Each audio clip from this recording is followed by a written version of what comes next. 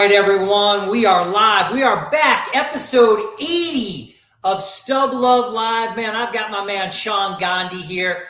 He's like the new big deal when it comes to autograph signings. I send all my stuff to him, and man, he does a great job. I'm looking forward to talking to him. Let's run.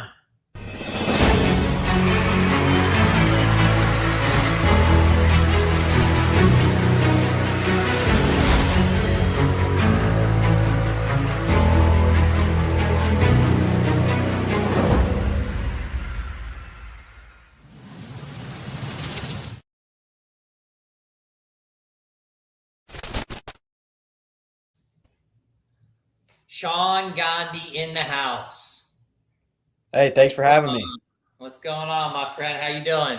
I'm doing well. Appreciate you inviting me. I always enjoy doing these types of things, especially with you. Pretty knowledgeable yourself, so it's going to be fun. I appreciate it. So this is like you're like the busiest guy that I know. You're in school full time. You're running around chasing all these autographs and getting all these signings done, and you're doing a pretty darn good job of it. So I'm pretty excited to have you on. Um, Give us the latest and greatest in your world of autograph signings. What's the newest thing that you've done? Well, I would argue that it's probably my biggest signing that I've ever done, and it would be the one and only Steph Curry. Just happened on Sunday, and yep, there you go, Steph and a fan, as some people would say. Um, yeah, that was a monster signing, and it was logistically challenging, but we got it done, and everything turned out great. It was one of those things where if it went right, it went really right, and if it went wrong, it went really wrong, and it went really right. So I'm hoping that this is a trampoline into hopefully another one in 2026, but that it's a little too early to tell. But that's the most recent with me. Let me ask you this, Sean. I think I heard you say you took about $1 million in product to that signing. Is that fair to say? I would say now that it's all signed, yeah, it's probably worth about $1 million. I would say, and it's not something I really keep track of. I don't really tally up customers' items. It's not really fair or something of interest to me. But for this specific signing, just because of all the logistics, I had to. And I would say that with the unsigned product, all the cards, I would say it was about $500,000 of unsigned cards or and items. And then now that they're all signed, now that they're all 10 autos and nothing got messed up, I would say a safe bet is probably close to $1 million, if not more, and just the Steph Curry pieces that I had, which made carrying them through the airport pretty scary. When TSA is looking at them, you got to be careful. I haven't actually had any issues with TSA and these cards, but yeah, that was a little nerve wracking for sure. So tell everyone, I mean, you start off with the big Steph Curry signing. We've seen it on your Instagram page, which is this on_card_autograph. So OnCard Autographs. Um, and we've seen all the latest and greatest big ones. But tell everyone, how'd you get into kind of this hobby and taking people's items to autograph shows and signings? Yeah, so I mean, it started because of my dad. He used to do what you probably know of as TTM, where you send cards through the mail or whatever, and get them back. And that's how I really started. I like to write. I wrote for Sports Illustrated for a few years, so I figured, why not combine my love for sports and writing, and my dad had thousands of cards lying around from when he collected, and I thought autographs were cool. So I've started out by doing TTM, and I got pretty good at that. And I got some big names in OJ Simpson, McCaffrey, some big time Marino, Breeze, all these guys. And I figured, well, if I could send two cards, get them back, I could sell one to essentially pay for the other and then some, because all it really cost was two stamps and like a base card. And then I could have one in my collection to keep. And then the profit, I could go and either buy more stamps or buy something I really wanted. Because at that point, I didn't have enough money, but also B, didn't really know what paid signings were at the time. And then I saw, I got into the Facebook groups and got introduced to paid signings. And at the time I worked at a shoe store, and then I eventually became a manager at an ice cream store. And I figured, well, let's try and save up for one paid signing every 2 months, because that's about what I was able to put away for for that based on what I was getting paid. And, I would pick a player that I liked. I wasn't really doing it to make money. I just thought the cards were cool, and I'd send in. And as I got older, I realized there were some flaws with the process. I wasn't entirely happy with, the lack of transparency or lack of communication, especially. And then sometimes the quality, obviously we can touch on it later. Quality, you can't really control all the time, but the quality wasn't all that great. And so that's when I kind of, the gear started turning on, could I do this myself? And I had started to build a little bit of a platform, not what I have now with Instagram and then the Facebook page that has, I think, almost 500K members now in partnership with the SCN team. But I started to build a little bit of a platform through my TTM successes, and the GTSM show, which is actually coming up in April in New Jersey, is local to me. I'm from New York City. So I posted that and I said, look, does anyone have anything they want done? I'm happy to do it on consignment, because I was going to go anyway to meet the guys I wanted to meet for myself. And I figured, why not? It's free to ask. And the big guy there was Justin Herbert. And so that was the first time I'd ever done consignments. It was 2022. It had to have been 2022 April GTSM show. And my biggest order was 8 cards for Justin Herbert. 8 cards, 2 different pens, and I took it through the public line just like everybody else. I had my little sketchbook with my photo corners and all that, and it went very well, very well. I got the Herberts from other people. I got a Herbert for myself, and actually, I still have that card, and I'll never sell it because it's a memory of this is how this all started. It's not anything crazy. It's probably worth way less than what I paid for it, but I'll never sell it. And that was a good show, and it showed that I can do it. I'm not terrible at it. And then a few months after that was the National, and I did the same thing at the National at a much larger scale as I built my following. And then, these handlers would see me over and over and over again coming through the lines, and I'd start to network with them and get their names, their emails, their phone numbers, and try to, and they saw that I had volume, so they would offer they would make the offer to do wholesale in the back. And as I started to do that and get more volume, get to know more of these guys, they saw my face and recognized what I did. That's kind of how I was able to grow into a true business and not just money on the side to pay for what I want. Now it's a full scale operational thing. Yep. Yeah, it is. And let me say this to people who are listening.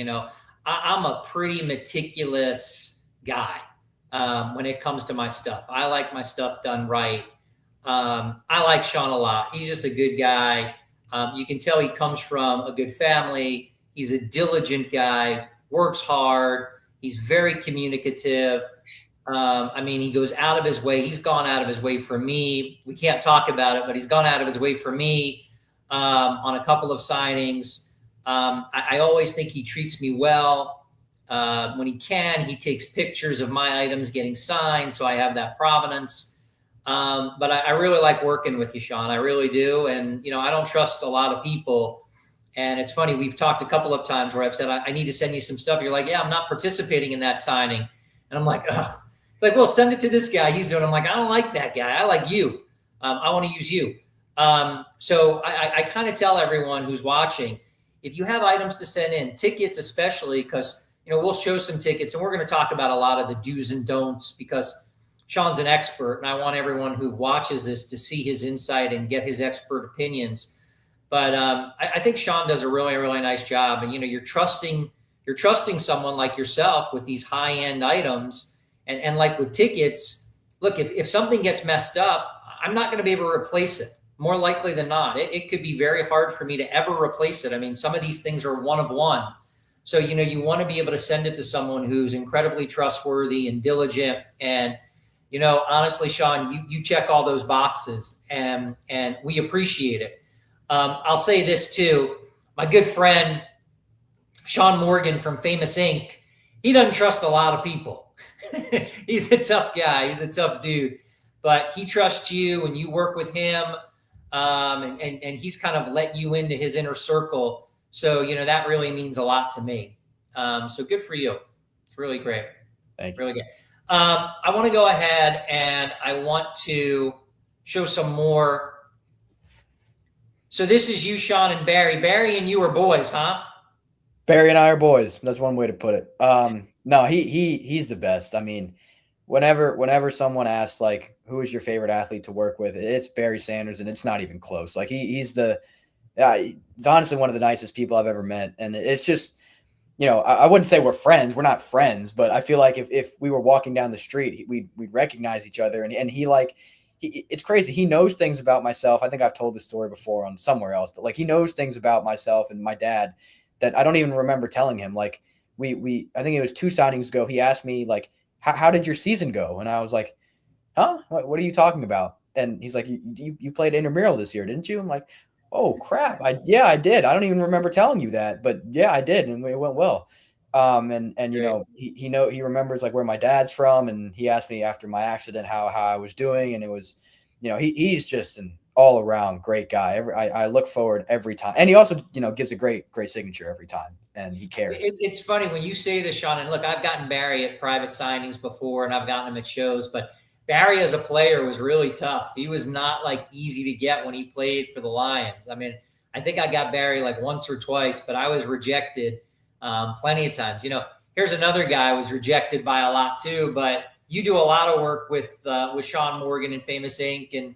and Larry Bird. So Larry's an interesting character, huh?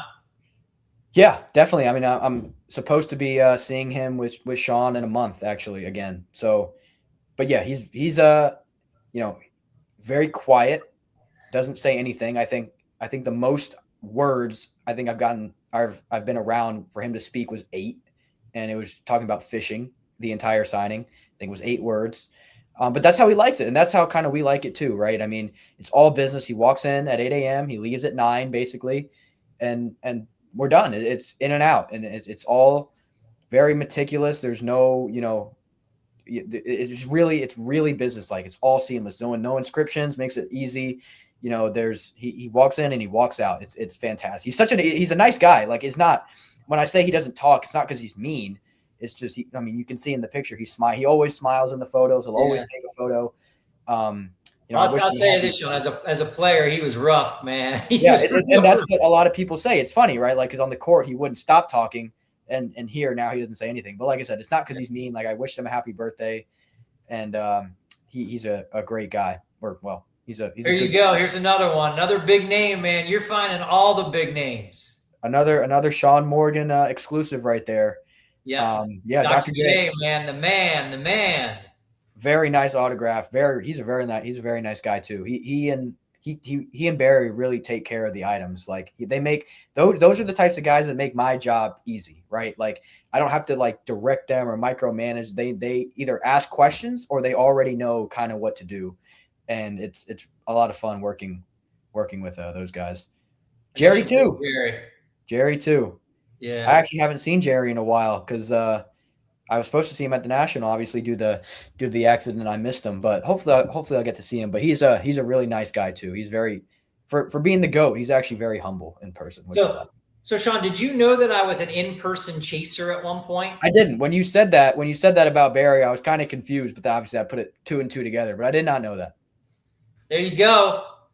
There's old school, little heavy back in the maybe the late 90s this is, but me and Michael yelling at me a little bit. That's awesome. But Yeah, it that's did get one photo op I'll never get. you That's never know, man. You might get it. I mean, there's ways. There's ways. It's not likely. Put it that way. Mick Jagger. I was a little fat and young then, but Mick Jagger, Rolling Stones. I got Dolly Parton back in the day, man. I don't have a lot, but I figured I'd show a few of those too. You Yeah, never you know. you, I you can mean, compete with me. no, I can't. I can't, man. I'm kind of in retirement now. I really am. But I want to talk a little bit about some things. So I want to make this as educational as possible because a Yeah. lot of people are going to send in tickets and they're going to send in their items and they want to make sure that the stuff is taken care of. They want to know kind of what is your expertise and what are your recommendations. So the first thing I talked about or I wanted to bring up with you was pen choice. Talk to me about the pen choice that you recommend when people are getting tickets signed. Yeah. So I have the 3 go-tos right here with me, actually. So the go-to should always be, and not always, because it depends on the ticket, if it's light or dark or whatever, and we can go over that. But what you would want is a nice Sharpie, a one. Let's see if this one, this one you can kind of see. It's a new tip, right? So it's pointed, it's not dull, it's fresh, right? Yep, exactly. A pointed tip where it's not, when it's dull, you get that flatter sig where you can't really make out what's being written. And on a ticket, which is small, you want that. Otherwise, it blends together. Like if you can kind of see this black Sharpie, the tip is a lot duller than what you see in the photo right there. So you wouldn't want something like this. You'd want something like that in the photo. So when it comes to tickets, and I don't know if you have the picture, but this is what blue Sharpie looks like. And this is a freshly signed ticket from the Curry signing this weekend. But that's what a fresh blue Sharpie signature looks like. Let me pull that up, Sean. I do have it. Yeah, that works too. That's a fresh. I'm sorry, that's a card. Sorry about that. Yeah, but and let's talk a little bit too. Well, we'll talk about it in a second. I'll bring this back up. So one of the things that I talk about is I like the blue Sharpie. I like the black Sharpie. And I like blue and black Sharpie on like tickets that are larger tickets. If you're getting a ticket, now granted, you'd have to be careful with the pen color on this, but a larger ticket, I like Sharpie. The other thing I'm going to say is I don't like red Sharpie. I don't like green Sharpie. No. I don't like purple Sharpie. And I know people like those things. They're like, oh, I'm going to get a Celtics ticket signed. I'm going to get it in green. Or I'm going to get a 49ers ticket signed and I'm going to get it signed by Jerry Rice. I'm going to get it in red. Or I'm going to get, Randy Moss's debut ticket signed and I'm going to get it in purple because it was a Vikings, he was a Viking. I'm going to tell you guys, this whole pen choice stuff, stick to what works. Those pen colors, green and red and purple, they fade way more than your traditional blue Sharpie or your traditional black Sharpie. And sometimes I think people get too cute. They're trying to get too cute with the paint colors, with the pen colors. So I tell everyone, keep it real, keep it old school, and you're not going to get hurt. Yeah, and I think sometimes there's like that Saints ticket. You kind of have to go to a different color, right? And I don't know if I have one here with me. But if you were going to do a different color, you would want to stick to a paint pen, right? And this is a Molotow. Orange, obviously you don't have to use orange, but you would want, So when you're using different colors, you want to use the 2mm, what he has right there, and what's on the screen, the 2mm Deco, which would be this brand. Let me take this down. Yep. The Decos. I like the Decos. So that's what I would use for silver and gold. If you want silver and gold, like that Saints ticket, I'd use silver or gold, and it would have to be 2mm Deco, like the one I just showed. And then if you want vibrant colors, like the one that was just on the screen and the one I just showed up, that's Molotow, and 2mm Molotow is what I would use. The thing with that is, though, tickets like the glossy ones take a long time to dry, especially with paint, which is another reason why I like Sharpie or even the little Stadlers for smaller little stubs.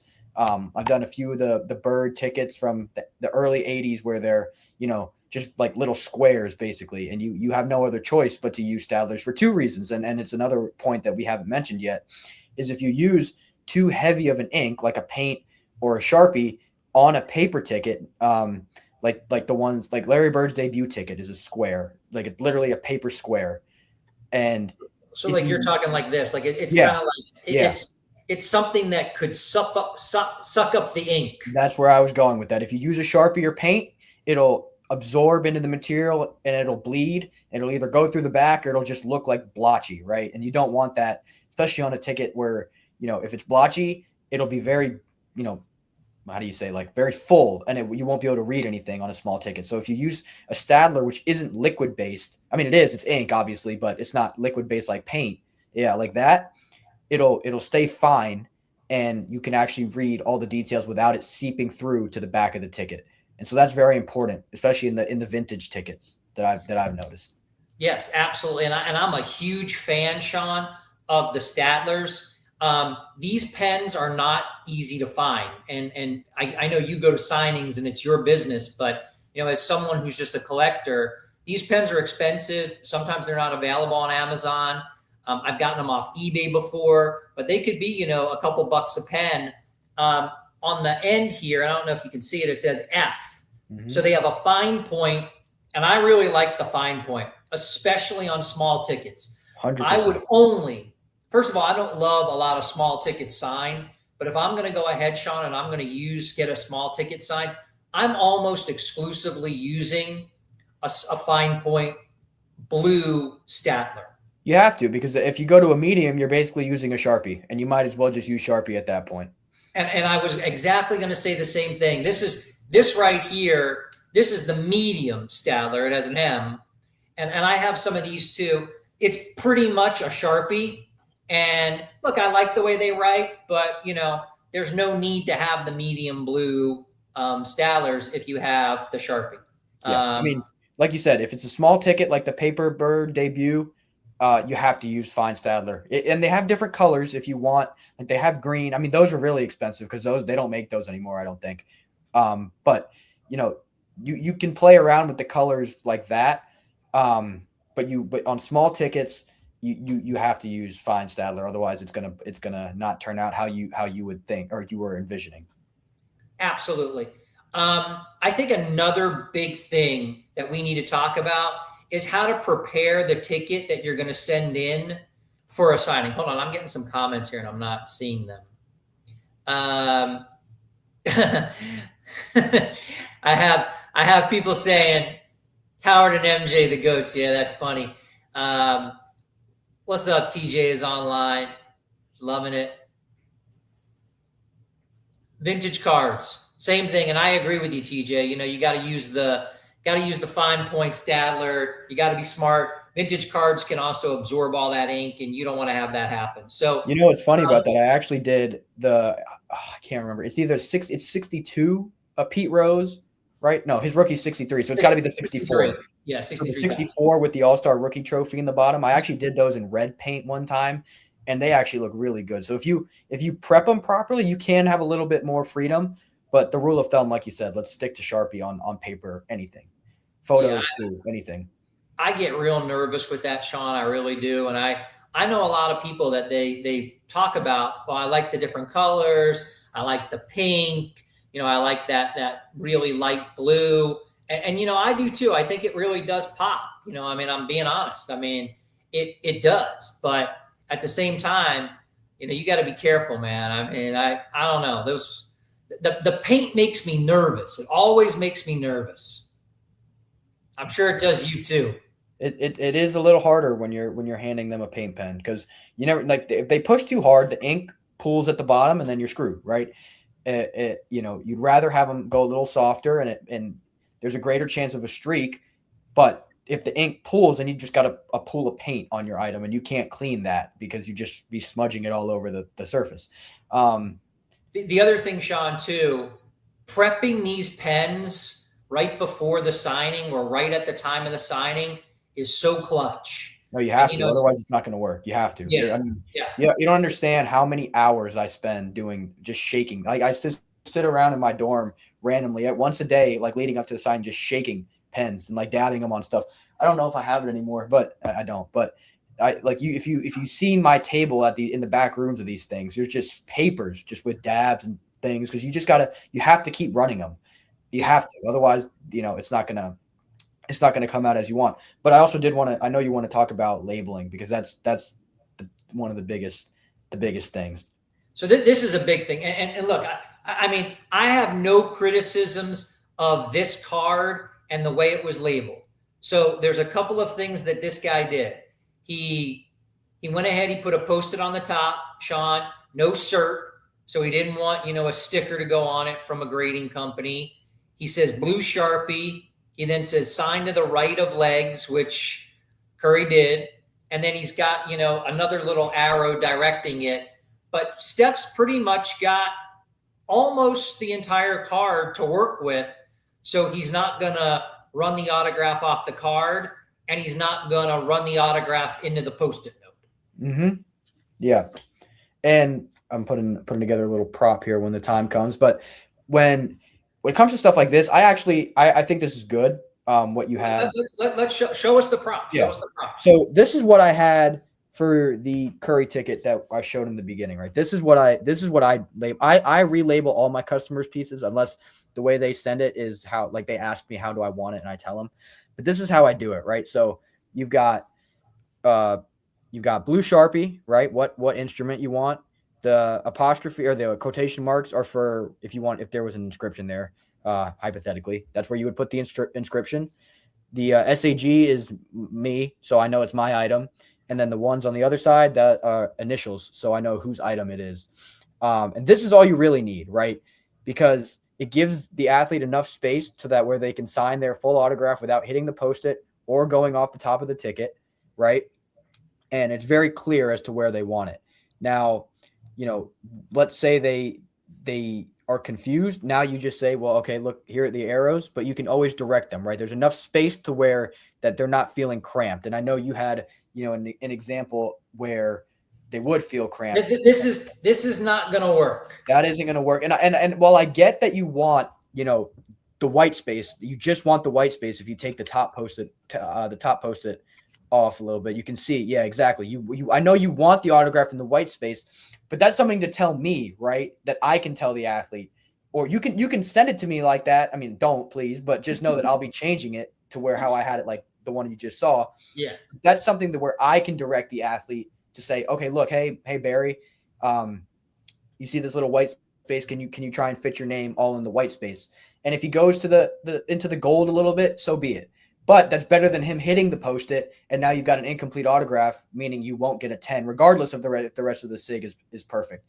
So you can do something like that if it's a really big space, right? If it's like a half of the ticket, then you can do that. But in something like that, you want to rely on the promoter who's handling your items to give the direction to the athlete. And that's why also it's important to know who you're sending to, right? If the person's going to be there or not to direct, or if they're just mailing in, which sometimes is the case, but you just want to know all those things when you're labeling. Yep, absolutely, I get it. I use and I show people. I like to use these small little flags sometimes as the post-its. The only thing that I don't love about them is they don't always stick after I mail them to someone, or they move. So I get a little nervous with these little flags, but sometimes they work pretty well for me. Yeah, so I use. I don't know what these are. Like they're like rectangle type things. Yep, I have those too. That's what I like those. I like those, Sean. And then these are like a little bit bigger, and I like these too. So I've been using these a little bit as well. Those are good for like horizontal tickets where you can take up more space to block. Those are good for those for sure. I have them too. So this is a ticket of mine that's going out to a signing.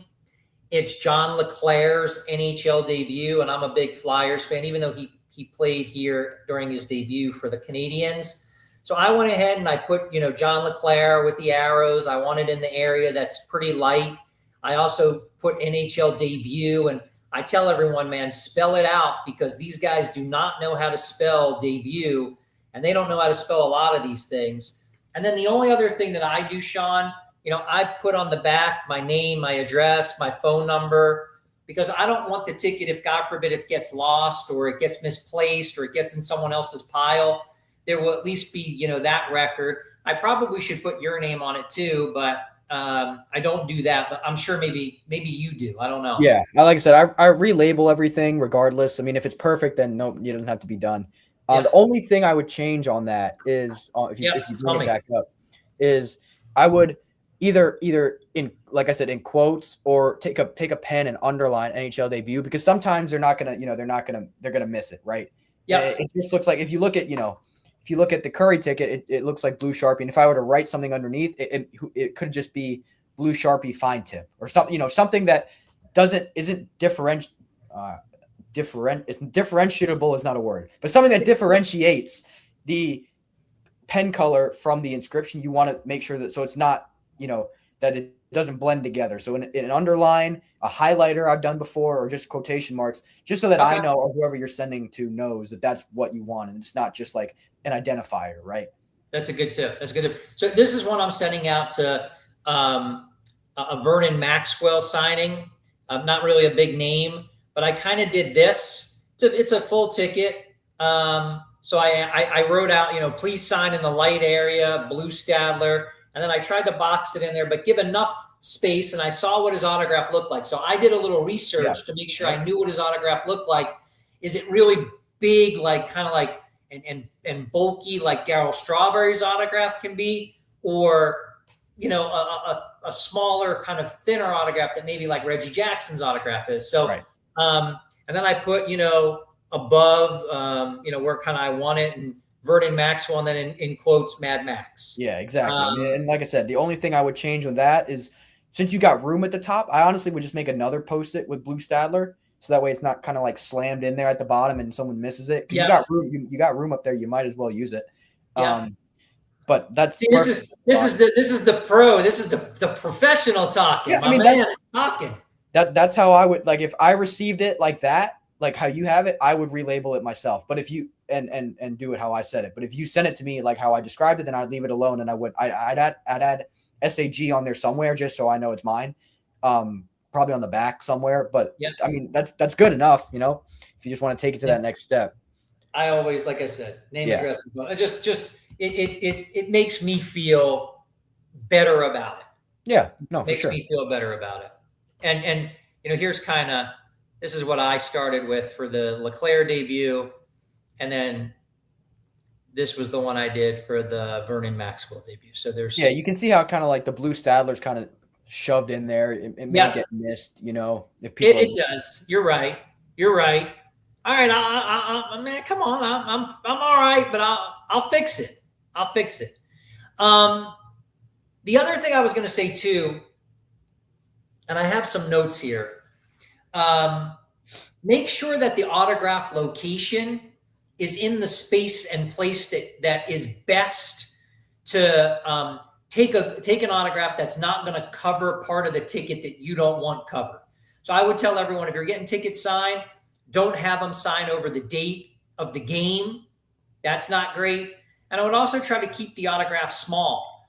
Tickets, they can be different sizes, but look, I mean, even with tickets that are full tickets or large tickets, the collectibles, the ticket, I mean, obviously the autograph is nice, but it's complimentary. You don't want someone to sign, all over a ticket, and then you can't even see the dang ticket. You don't even know what it is. I also try, if possible, to stay away from logos. Or that's why, that's why, even though Michigan has nothing to do with this ticket, right? Like, he didn't go to Michigan, and they didn't play against Michigan in this game. I just think, A, signing over Michigan, it'd be really dark and you wouldn't see it anyway. But B, it also just looks nicer because there's not a whole lot going on up there. He didn't cover. I mean, he didn't really cover anything up there. Nope. And then at the bottom is the barcode and So this to me is the perfect, not trying to toot my own horn here, but is the perfect signed ticket. And it changes, right, depending on what you're getting signed. Like here, this is one of my personal Barry Sanders tickets that I'll get done next time I see him. There's not a whole lot. So you'd have to kind of think it out. So you either sign in Blue Stadler down here under this or over this. Or maybe you sign up here and put the inscription down there. I don't know. I don't actually remember what this is from, to be honest with you. But when I figure it out, I'll map it out. And that plays, like you said, plays into the decision making too. This is another one you sent me too. I thought this was done pretty well too, this card. Yeah. I mean, that's good. You want to, if you have a specific section, and it also is like risk versus reward, right? When you're labeling your stuff, if you want it in a specific area, you have to box it off. That way, there's no way the athlete could mess that up, right? But then you risk them hitting the Post-it and ruining your 10 auto or messing up the flow or whatever. So it's risk versus reward. How much do you want to gamble on getting it in the exact spot versus the numerical result that may come out of it at the end? So it's really personal preference. I mean, and if you got someone there who knows your item and knows you and what you want, then they can kind of, like I said, tell the athlete, okay, can you keep it in this corner, keep it in the white space, don't sign over your face, et cetera, et cetera. And it just depends on the signing. Yep. All great tips, all good stuff. I think that's a little bit of a tutorial, and I hope that helps. The other thing is, if you want, contact Sean on Instagram at OnCard Autographs. He's a great resource, very communicative. He's got a big following. Takes a lot of items from a lot of people that I know. Really, has built a phenomenal reputation of trust and loyalty. And like I said, I know people that have been in this business 40 years, and they trust Sean in their inner circle. So I'm happy to have you on the show, and I'm happy to help promote some of your business too, because you do a great job. Now, I don't know if you've ever watched Stub Luv Live before, but we have something that's called the Gauntlet, and usually it's like these back and forth questions, these hot fire questions. But I'm going to try to do it a little bit with you, but I'm going to keep it in your world. You're not really a ticket collector, but you take tickets to get signed. That said, before you go on to that, I'm trying to get into the ticket space. My number one item that I want this year for my personal collection is a Barry Sanders debut unsigned, so I can get it signed myself. All right. I did get sent one that is signed that's ending on auction in a few days, so I am looking at that. But I'm trying to get into the space. I really am. I know. Well, we'll try to find you a raw debut. If I see one next time, I'll make sure I point it out to you. So let's run the gauntlet a little bit with Sean Gandhi. So who's the nicest guy that you've worked with, and who's the biggest jerk that you've worked with? Barry Sanders, by far the nicest one. It's not even close. Okay. And the biggest jerk, I'd say probably Michael Vick. Michael Vick. Yeah. Yeah, that and he was, it's just he came in one time, he was pissed off about something else, which I get, but like, don't take it out on us. Like, he came in and he purposely put his hand on each item that he signed so that it ruined it. And he, like I said, he wasn't mad at me, he was mad at what happened before, but he took it out on me, which in turn took it out on you who sent in your piece, and it's out of my control, but then I get screwed, so it just rubbed me the wrong way, and he doesn't have a good autograph to begin with, so I don't do him anymore. You're not perfect. You've made some mistakes here and there. You were telling me, I think, so biggest mistake or biggest screw up that you've had, sadly, taking someone's item. Yeah, I mean, there's always things that can go wrong, right? I am not the one. I wish I was, but I am not the one good enough at anything to be signing these pieces. So it's up to the athlete at the end of the day. Something or a pen could streak, but the biggest mistake, I think, and I learned from it, right, was someone sent in a Michigan State jacket for Magic Johnson, and I had it labeled with my painter's tape like I always do, but I had to ship, and so I guess in transit the tape fell off, and there was no reference as to where it came from. So it got put back on the wrong side, and then it got signed and it came back to me, and the guy was unhappy because it was on the wrong side. And I get it. I do. And I learned, so now I know that painter's tape doesn't work on that material, and especially when you're shipping long ways. So now I got mine here. I got mine here too. So now I don't use it anymore. I use what's called frog tape. It's like this green painter's tape, and that sticks basically everything. So on jerseys and jackets and sweaters and things, now I've learned to do it that way. So, we aren't perfect, like you said, but if you make a mistake and learn from it, and that way you don't do it again next time, then I think that it was maybe not worth it, but it was not done not done for nothing. Yep. Understood. Absent, like a Michael Jordan or a Derek Jeter, because I don't think those guys will ever do any kind of real public signings. Who would be like, your call out to say, man, I would love to do a signing with this guy? I actually think Steph would do a public signing. I think he would. Not now. I think he would do one in the future. He's a very nice guy. He loves his fans. As you may have seen, he signs all the time pregame. Yeah. So I think when he retires, he'd be one that would do a public, probably the biggest name still going. Maybe Brady. Brady might do a public signing to promote his card shop, or what is it, card vault. Yeah. So he might do one, but I think Curry would do one before his time is up. I think, which would be really cool. Really cool. Tell us a little bit. Tell people who are watching, because we're a ticket show. We specialize in tickets. I kind of just posted a video that I saw that Ryan Fitterman had up on his IG. I clipped a little bit out of it. He had Dennis Rodman in his store, and Dennis was walking around and looking at all these things. But one of the things that Dennis pointed out was, he's like, man, people are coming up to me with these tickets now. He's like, and I'm signing all these tickets from games that I played years ago, and they've got Pistons tickets, and they got this and that. And I think that's really cool. Do athletes, when you're bringing tickets to them to have signed, do they ever ask you about the tickets or want to know about the tickets? Tell us. Yeah, I mean Curry, this ticket that I keep showing, it was really cool. He knew what it was. I mean, some of these guys have crazy memories. Like he knew what it was. He said, "I remember that. 30 points that game. I think he said it was 20 or 30. But he remembered what because it was his first college game, and he remembered. And I think it's cool because it brings back memories for these guys. Like they signed 100 of the same photo in a stack, or 100 in the jerseys in a stack. But then they see something like this that brings back the memories from that game or from that moment, right? Like there's a guy, Spoil Your Cards on Instagram. He sends really unique things. He sends tickets from first pitches, right? So you get these football players and basketball players who are signing baseball tickets, and they don't really know why until you explain, like, oh, you threw out the first pitch at this game, and then that brings back the memories. I remember, I think it was John Calipari was telling me, like, oh, I was a really bad pitch, or it was a really good pitch. One of the two. It was one. But the point is that these tickets, they bring back memories. Like Barry Sanders when he signed his debut ticket for a customer, and then he signed his first ever start for me. Like we were just talking about, what is the difference between these two tickets? And it brought back the memories. Like, oh yeah, I didn't start my first game. People don't really realize that. I came off the bench, and Wow. so. These guys, it is really cool to see the memories start to come back from what the ticket represents. If it's, a finals or like a debut or a milestone, it's really cool to see that. And most guys do, actually. Yeah, that's really cool. So I guess the question is, have you had like old tickets brought? Like what's the oldest or the rarest or craziest kind of ticket that you think you've seen signed?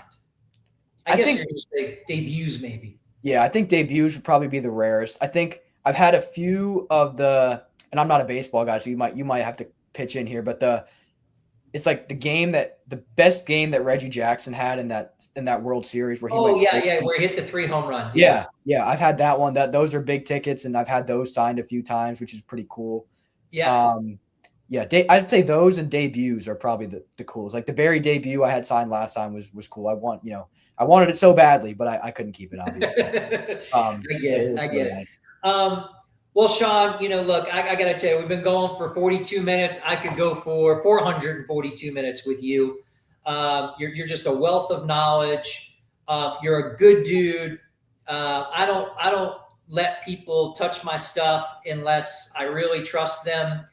Not to say you're not going to make a mistake, because look, I do it myself and I make mistakes, and I've been doing it for 40 plus years and I still make mistakes here and there.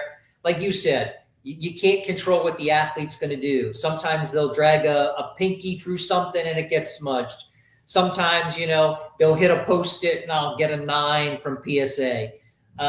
Sometimes the autograph just won't be in the position or the place that I really wanted it.